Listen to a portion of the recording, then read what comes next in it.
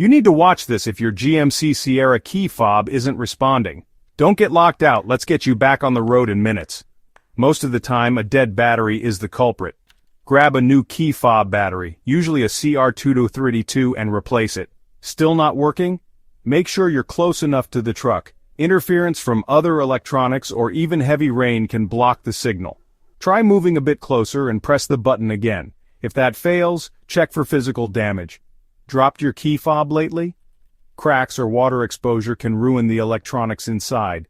If you spot damage, you'll probably need a replacement. Next, try resetting your key fob. For most GMC Sierras, insert the key into the ignition. Turn to on without starting, then press and hold the lock and unlock buttons together for about 15 seconds. Listen for the locks to cycle. Now test the fob. Still nothing? Your truck's receiver might be the issue. At this point, it's best to visit your dealer or a trusted mechanic.